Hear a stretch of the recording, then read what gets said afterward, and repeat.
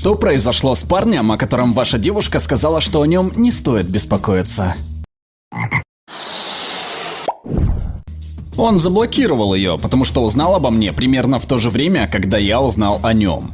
Я был тем парнем, о котором девушка сказала своему парню не беспокоиться. Я уже кувыркался с ней до того, как узнал правду. Я даже думал, что начну встречаться с ней. Я узнал, что у нее есть парень, когда он пришел в кофейню, когда и я, и эта девушка были на смене. Мы с ним посещали одни курсы, и на следующий день я рассказал ему обо всем. В тот же день они расстались, я внес ее в черный список в соцсетях. Когда у нас снова выпала общая смена, я полностью игнорировал ее 2 часа, и она ушла с работы пораньше, вся в слезах. Я чувствовал себя ужасно из-за всей этой ситуации, но мне было приятно видеть, что эта стерва получила по заслугам.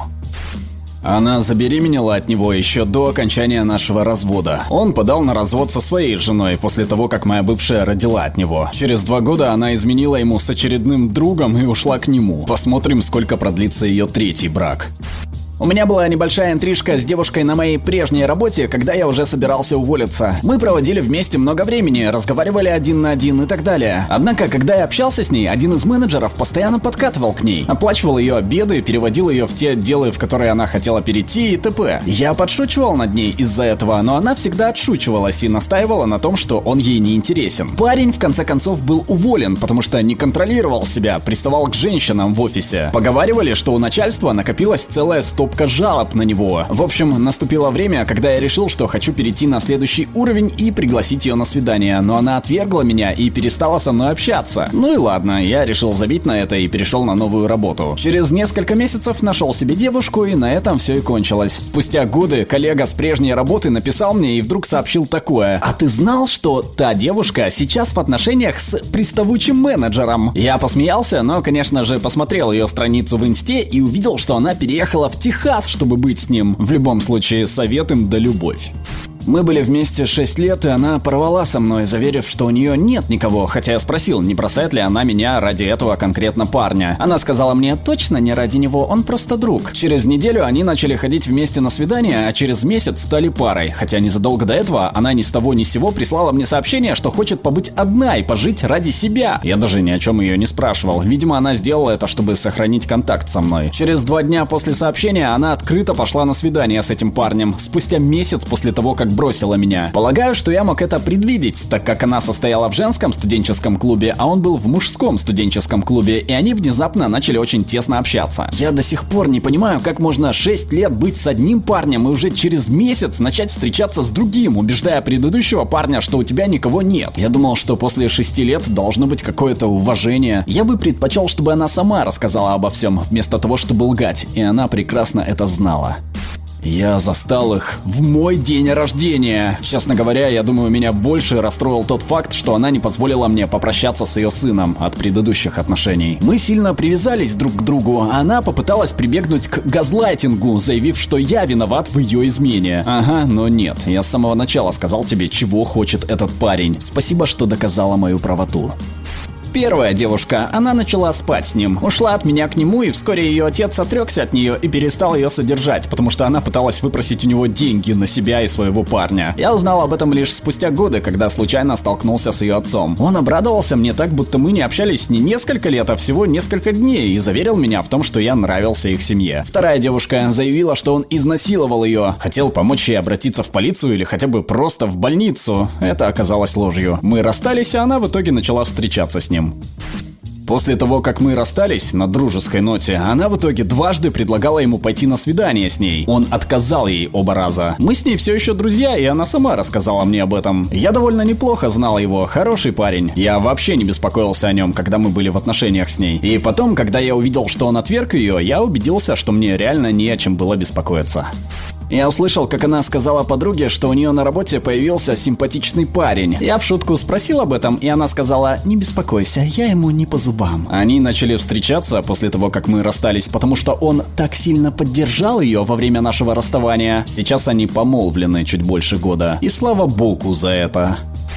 Я встречался с одной девушкой 4 года во время учебы в колледже. Как оказалось, последний год она изменяла мне с одним чуваком. Чувак жил со своей мамой, ни машины, ни работы, но иногда его бесплатно подбрасывали на местную бойцовскую площадку. Мне было плевать на такие подробности. Мне стоило заподозрить неладное, когда она вдруг заинтересовалась WWE. Это было странно, но я хотел поддерживать ее увлечение и даже отвез ее на одно такое представление, сделав ей подарок. В общем, она переехала обратно к своим родителям, чтобы сосредоточиться на самой себе и своей учебе. Оказалось, что она на самом деле начала жить с этим чуваком и его мамой. Ее родители жили достаточно далеко от колледжа, и она начала вести двойную жизнь, рассказывая своим родителям, что живет со мной, а мне, что живет с ними. Короче говоря, вся правда открылась, когда мне позвонила незнакомая девушка и спросила, знаю ли я девушку, с которой я встречался уже 4 года. По словам этой незнакомки, моя девушка была чокнутой сталкершей, которая преследовала того чувака, который оказался парнем этой незнакомки. Она хотела сообщить мне, что моя девушка одержима ее парнем, с которым незнакомка встречалась уже 2 года, что она время от времени появляется на его работе и вытворяет прочее подобное сталкерское дерьмо. А я ей такой, забавно, что ты говоришь мне об этом, потому что твой парень чокнутый сталкер, который постоянно приходит на работу моей девушки и не отстает от нее. Оказалось, что нам обоим изменяли. Незнакомка даже находила вещи моей девушки в доме матери своего парня. Естественно, она ведь жила там. Однако чувак сказал моей девушке, что его настоящая девушка чокнутая сталкерша, которая преследует его несколько лет. Поэтому моя девушка не знала, что у него есть девушка. Незнакомка прислала мне фотографии с ее парнем, сделанные за последние пару лет на днях рождения, годовщинах и прочем. И я переслал это все моей девушке, которая заявила, что все это неправда и что я хочу испортить ей жизнь, открыв ей глаза на измены того чувака, с которым она изменяла мне. Не думаю, что когда-нибудь буду более сердит на эгоизм человека, как был в тот момент. Она не могла поверить, что чувак лгал ей, хотя сами они делали то же самое в отношении меня и незнакомки. Моя бывшая и чувак сейчас женаты. Они влачат жалкое существование, даже не имея возможности навестить своих родителей, так как не доверяют друг другу, чтобы упустить из вида друг друга.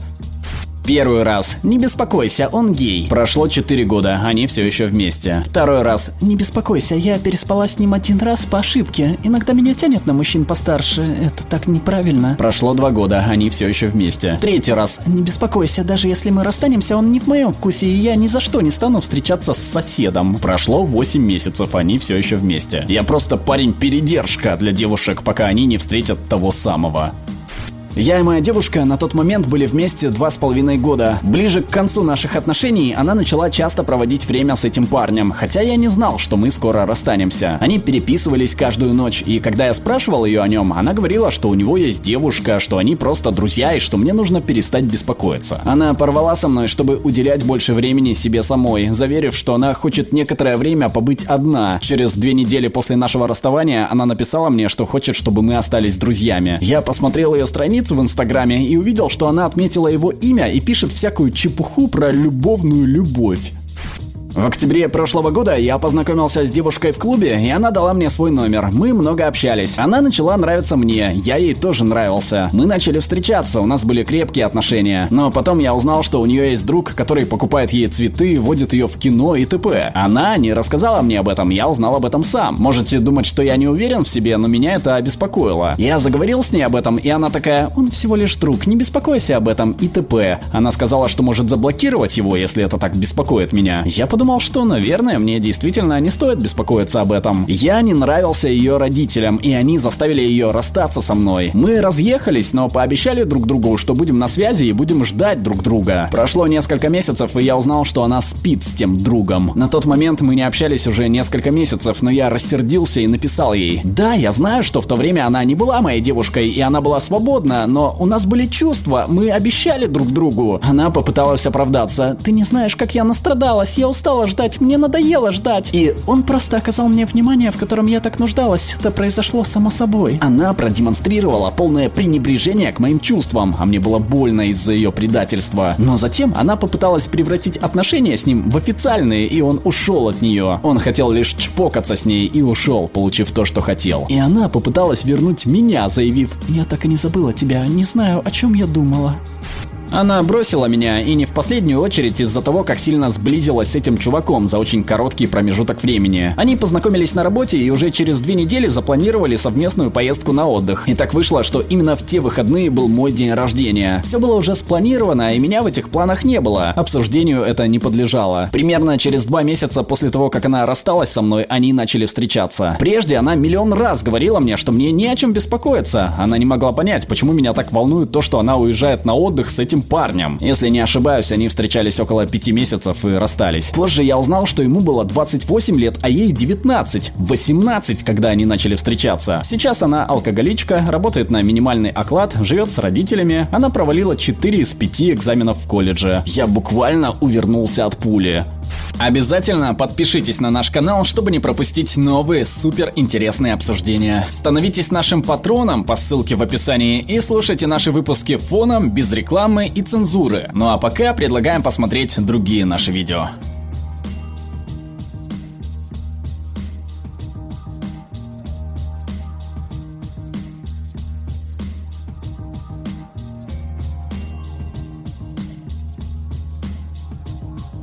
All right, everyone's presentations are done.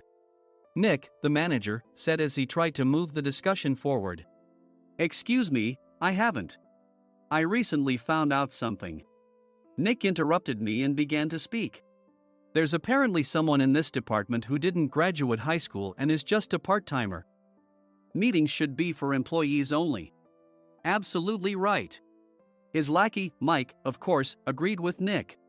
I'm leaving. After leaving the meeting room, I started to shut down my computer. I noticed that an email had arrived, not in my personal inbox, but in the company's shared email. Thinking, there's no point in speaking up, no one will listen, I went home quietly. The next day, I heard a commotion from Nick's desk.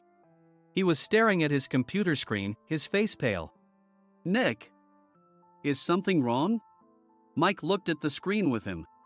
And he turned even paler than Nick. Why is he so angry? Knowing the reason for Mike's distress, I thought to myself, serves them right. My name is Adam. My mother passed away when I was in the 9th grade, and I was raised by my father. Well, you could hardly call it being raised. After my mother passed, my father changed. He drowned his sorrows in alcohol, and though he still went to work, he squandered our living expenses on horse racing. Because of that, I had to start working part-time as soon as I entered high school. Every month, I went to the convenience store with bills in hand that couldn't be auto-deducted from my father's account. Even though I endured it because I didn't want to be alone, I reached my limit in my 2nd year of high school and dropped out. I found a live-in job at a distant inn. Thank you for everything. The day I left home, my father, still staring at the TV, spoke. Take care. That was our last conversation. Back then, 18 wasn't the age of majority, so I needed my father's permission to work, and I couldn't hide my place of employment. Yet, my father never visited me even once.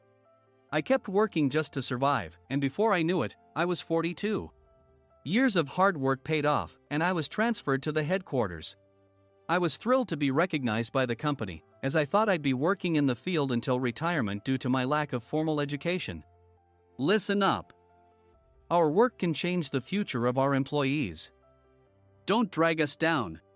On my first day after the transfer, Nick, dressed in an expensive suit, spoke sternly. There was a reason for this. Our inn was located in a prominent tourist destination, known so well that everyone in the state could sing its commercial jingle. At its peak, we had 5 locations within the state. But that was long ago. Due to financial difficulties and aging facilities, only the place where I had worked for many years and the original establishment remained. I was prepared to lose my job anytime, but now there was a glimmer of hope. With the rise of social media, the tourist area where the inn was located started gaining attention again. Depending on how hard the sales department, where I was transferred, worked, we could either thrive or be forced to give up this prime location to the new hotel chains continuously popping up.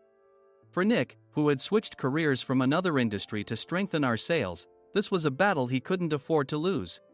I understood why he had to be strict. I will do my best. Nick sneered at my enthusiastic declaration. Did you not hear what I said? I'm sorry. I thought I was listening carefully. Out of habit from years of customer service, I apologized reflexively, though I had no idea what had offended him. Someone was watching me with a smirk. In this department, there are those who are expected to excel and those who have been shoved here because they have nowhere else to go. You are the latter. It was Mike, the section chief. He's 7 years younger, at 35. But he was called to headquarters much earlier than I was and had been moving around within the headquarters ever since. I'm not jealous, but I can't accept that he's my boss. Graduating from a prestigious university, he has an unusually high pride and caused many problems as a newbie, making things very difficult for me when I was the front desk leader. When I found out Mike was transferred to the sales department a month before me, I was disheartened. Mike is right. With just a middle school diploma, there's not much you can do. Don't even think about achieving results. As if I didn't exist, Nick remarked, "I'm thirsty." Mike eagerly ran to the coffee maker. It seems Mike is Nick's lackey. I regretted being happy about my transfer to headquarters, wishing I had stayed on site forever. Send a direct mail to every company on this list by the end of the day. Nick only assigned me tasks that even a new graduate could handle. What? There are over 1,000 companies. You want me to send to all of them by today? Yes, if you and your fellow misfits split the work, even those with nowhere else to go should finish by today. I glanced at the employees typing away expressionlessly. They were worn out from customer service, only thinking about leaving on time, or were women reassigned after having children, with zero motivation for work. Even Sam, a new graduate from the same university as Mike, who was supposed to be among the expected achievers, had no enthusiasm for the job, having joined the company wanting to do customer service. "I don't care what they say, I plan to quit any time," he said. Only Nick and Mike were highly motivated, making all the decisions between the two of them. I originally only wanted to work at the inn to survive and had no particular attachment to this job. I swallowed my words, thinking I had no right to reprimand them. About a month after the transfer, Nick told us with a frustrated look, "To commemorate the 50th anniversary, we've decided to create a plan exclusive for one group per day." Originally, Mike and I were supposed to come up with it, but our president, Mr. Thompson, insists on hearing everyone's opinions. "So, you all get a chance." As Nick explained, Mike began handing out prints. "Make sure not to embarrass Nick. If your ideas are half-baked, you'll have to redo them." It seemed that they had printed his handwritten notes by Mr. Thompson, which included several questions and a section for free responses. It made sense why Nick had to seek our input, given that all responses had to be submitted to Mr. Thompson. We were given a week to think about it, and a meeting was scheduled to compile our ideas. My plan is to let guests enjoy both the old and modern America. Nick began the presentations. Guests would watch a master confectioner at a nearby traditional sweet shop make sweets in front of them. The welcome drink would be premium tea in a bottle. Nick's plan was certainly attractive.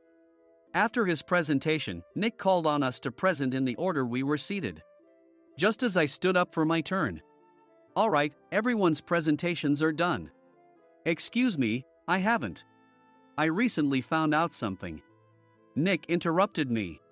"There's someone in this department who didn't graduate high school and is just a part-timer." He was likely talking about me. I joined the company as a part-timer and was made a full-time employee when I turned 20. That was 20 years ago, so Nick and Mike probably had no chance to know until recently. Meetings should be for employees only. Absolutely right. After that, Nick kept creating opportunities to solicit everyone's opinions, purposefully excluding me from speaking. The meeting unexpectedly heated up and went past the scheduled end time. A few people asked to leave, and the discussion continued with the remaining few. "Still here?" Normally, you'd leave in that situation. Though I had no attachment to the job initially, hearing kind words from customers made me want to make them happier. For someone like me, with nowhere to go, the inn was my home and customer service was my life. I felt pathetic about my current self. "I'm leaving." I left the conference room and started shutting down my computer. I noticed an email had arrived, not in my personal inbox, but in the company's shared email. Thinking no one would listen to what I had to say anyway, I quietly went home. The next day, while preparing the DM as instructed, I heard a commotion from Nick's desk. In his haste to stand up, he hit his knee on the desk. He stared at his computer screen, his face pale. "Nick? What's wrong?" Mike, thinking he should be the first to rush over, approached Nick while still wearing his coat. He peered at the screen with Nick. And he turned even paler than Nick. Why is he so angry? Who is responsible for this company? Nick, more irritated than ever, asked, and Mike answered without checking. Probably Sam.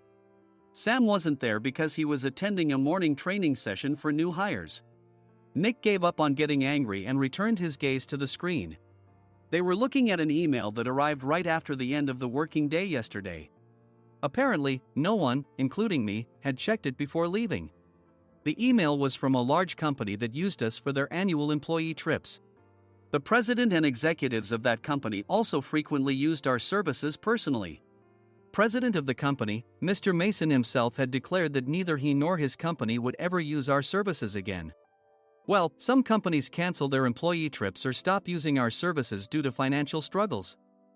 Let's just move on. Mike kept wiping the sweat from his forehead with a handkerchief. Knowing why Mike was so agitated, I quietly watched their interaction. Do you know how much revenue we get from that company? We can find other guests to fill the rooms, but we'll lose the banquet costs, gift shop revenue, rental car fees, and more. Moreover, the gifts were supposed to be prepared by the traditional confectionery shop involved in Nick's proposed plan. If it's known that we incurred such a huge loss at this critical time, Nick's position in the company would be jeopardized. Nick took a deep breath, seemingly trying to calm himself. All right, Mike. Go to New York right now and apologize to Mr. Mason. What? You're coming with me, right? I have urgent work to do. I trust you, which is why I'm entrusting this to you. Please. Mike, believing Nick's sincerity, agreed with a determined look on his face, saying, yes. That's Nick for you. Even if Mike went to apologize, Nick would shift all the blame onto him if the client didn't change their mind. Well, it was Mike's fault to begin with, so it served him right.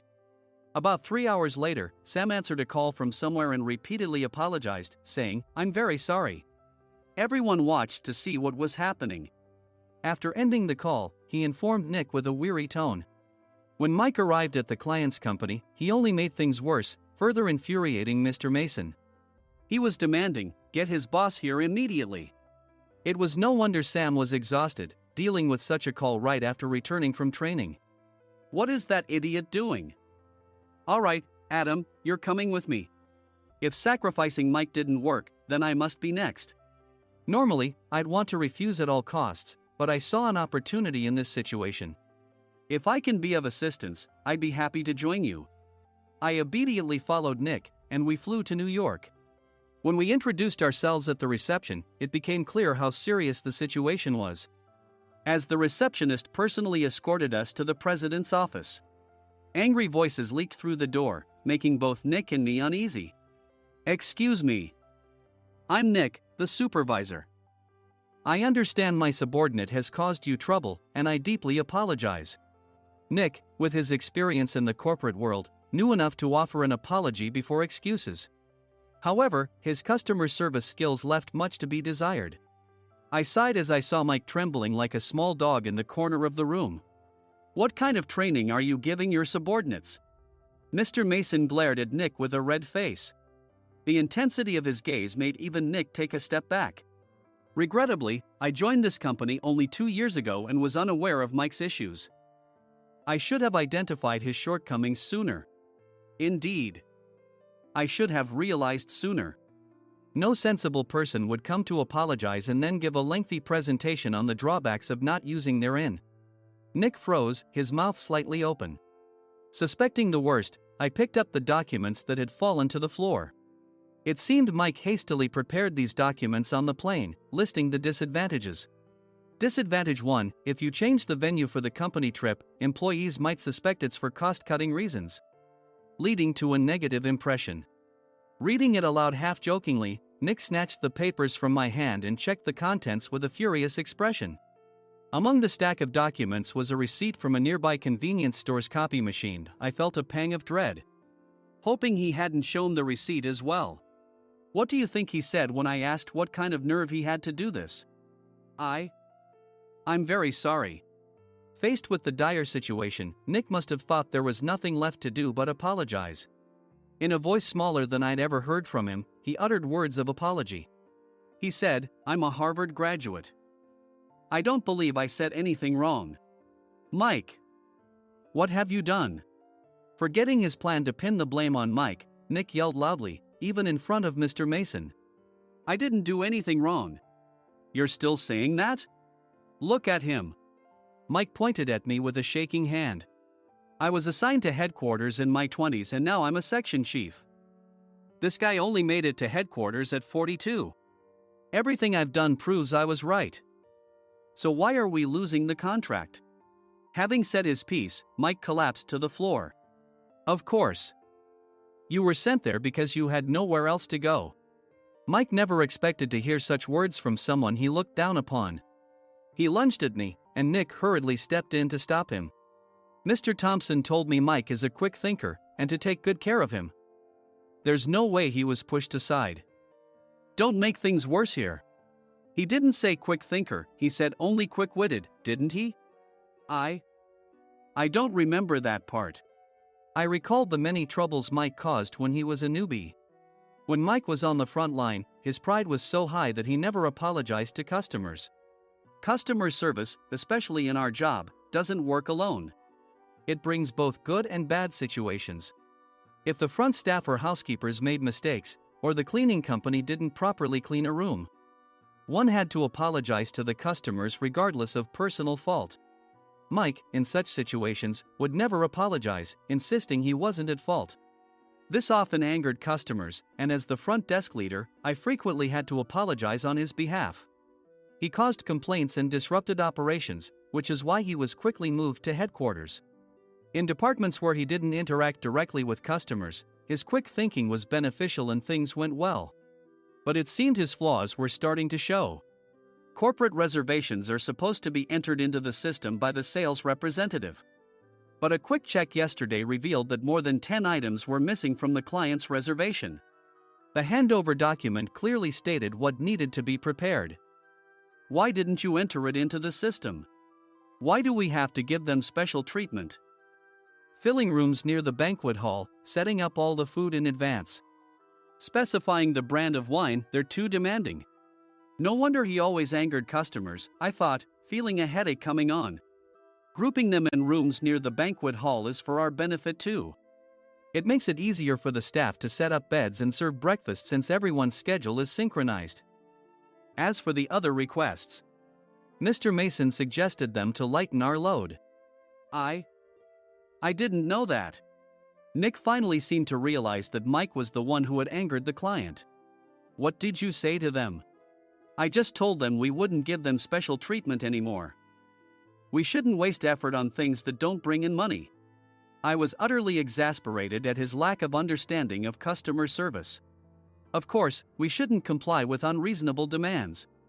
But carrying over successful practices from past stays makes customers feel remembered and enhances their experience.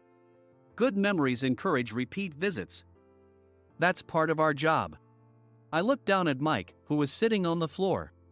In our job, nothing is a waste. Mr. Thompson likely moved you to the sales department, hoping you'd finally understand this. How do you think he feels now that you've failed to meet his expectations? Mike, tears in his eyes, fled the president's office. I was amazed he still hadn't apologized. You have it tough, Adam. It's okay, we're all employees of the same company. I deeply apologize for this disrespectful incident. Especially after all the care you've shown us. If it weren't for you, Adam, I really would have stopped staying here. When I heard you were moving to the sales department, I was willing to reconsider if you handled it. Seeing us talk so amicably, Nick's face contorted. Do you two know each other? Adam's service is excellent. I always requested him specifically. Normally, we don't accept specific staff requests, but we made an exception for Mr. Mason, adjusting my shifts accordingly. He had personally stayed at our hotel just before my transfer, and during casual conversation, I mentioned, I'm moving to the sales department soon. If I hadn't told him then, things could have been much worse. Please continue to take care of us. I look forward to it. On the return flight, Nick awkwardly offered me a can of beer. It's still working hours. Of course, I had no intention of forgiving him for a single beer. Nick might try to pin everything on Mike and avoid any consequences. While pondering this, a startling fact came to light. Nick, the tea bottles for the plan have arrived. I handed Nick a bottle labeled with our inn's name. They look good. What are you talking about? These are plastic bottles. I had assumed we would use the trendy, high-end bottling tea. But what arrived were ordinary plastic bottles of tea with customized labels. The only unique aspect was the label, which had the inn's name, making it look customized. Upon further investigation, I discovered that a substantial amount of money was set to be paid to the tea company. It was priced like bottling tea. Does this plastic bottle really cost $100 each? The tea inside is specially blended for us. The extra cost is for that. Wouldn't it be better to use another tea company? Or is there a specific reason we must use this one? As Nick continued to make excuses, I showed him a printed email. I informed the tea company's president, Mr. Mitchell, that we discovered irregular payments and he confessed. He said you two were high school classmates and planned to split the extra money. That idiot.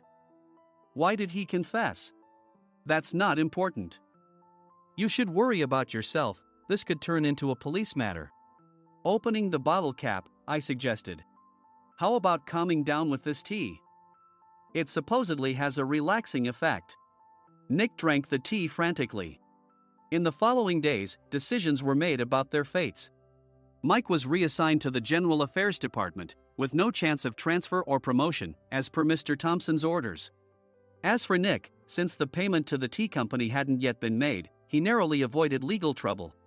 Instead, he was encouraged to leave the company, and to avoid further complications, Nick submitted his resignation. Rumor has it that connections between HR departments have made it difficult for him to find new employment. Even though it was good to have those two gone, something unexpected happened in the sales department. Everyone became motivated and united in refining the 50th anniversary plan. In the end, my plan was adopted. We collaborated with the Tourist Information Center to provide personalized guides.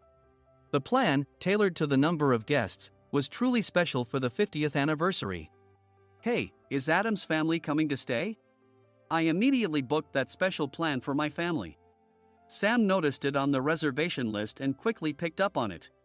Yes, I'm inviting my father. That's great. I might invite my parents too. I lacked the courage to face my father just as Adam. But here, with the confidence Mr. Mason praised, I felt ready. The 50th anniversary plan was a perfect opportunity to reconnect with my father. I hoped to bring back the days when we could laugh together as we once did.